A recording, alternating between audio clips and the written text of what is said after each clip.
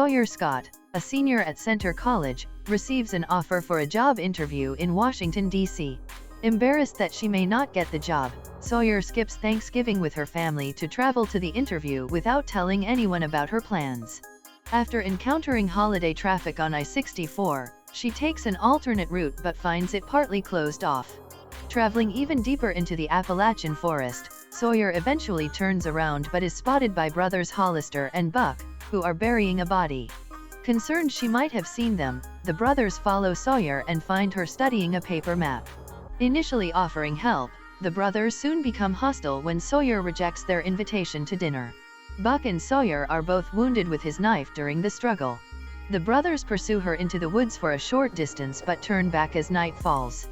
Disoriented and injured, Sawyer spends the night in a ravine. After receiving an abandoned vehicle report, County Sheriff O'Doyle questions Hollister and Buck, known local troublemakers, but they deny involvement with Sawyer's disappearance. The brothers later return to Sawyer's vehicle and dispose of it over an embankment in the woods, resuming their search for her. Sawyer finds the wreckage of her car and discovers her cell phone, but the phone has a dying battery and no cellular reception. Suffering from hunger, dehydration, and blood loss, Sawyer loses consciousness near a dumping ground in the woods and is discovered by Lowell, a meth cook who is cousin to Hollister and Buck. Lowell treats Sawyer's wounded leg and offers her food and water, but he binds her with ropes after she throws lye in his face in an escape attempt.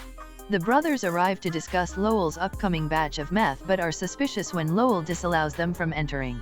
After the brothers leave, Lowell explains that he is not holding Sawyer hostage but is waiting for the brothers to deliver the batch of meth so he can borrow their pickup and take her to safety. If you enjoy watching this video, then subscribe to Angel Recaps for the latest movie's explanation. Sawyer relaxes and bonds with Lowell over a discussion of the chemistry involved with cooking meth, helping him prepare the batch. At the sheriff's office, O'Doyle orders Deputy Katz to ignore the missing vehicle report but allows Katz to contact the registered owner to put his mind at ease. When Kentucky State Police Commander Slattery arrives, Katz relays the information he has gathered about Sawyer's disappearance. Slattery expresses displeasure with O'Doyle's handling of the case and demands action, angering O'Doyle. O'Doyle returns to Hollister and Buck and demands they find Sawyer, revealing his involvement with their meth operation. After Katz overhears a phone call between O'Doyle and the brothers, he tries to take the sheriff into custody, but O'Doyle kills him and has the brothers dispose of his body.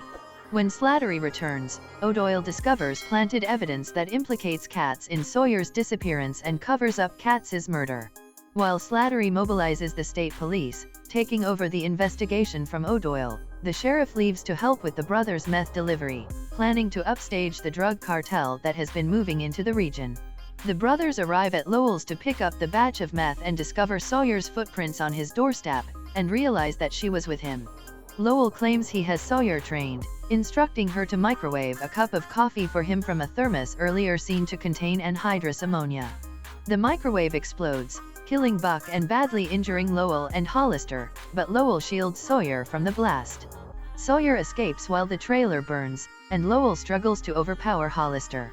O'Doyle arrives and kills both cousins, then picks up Sawyer.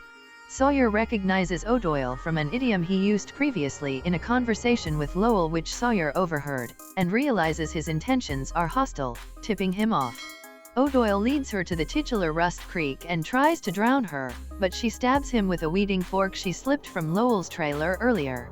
Finally free of her pursuers, Sawyer limps with determination down the road as multiple state police cruisers converge behind her.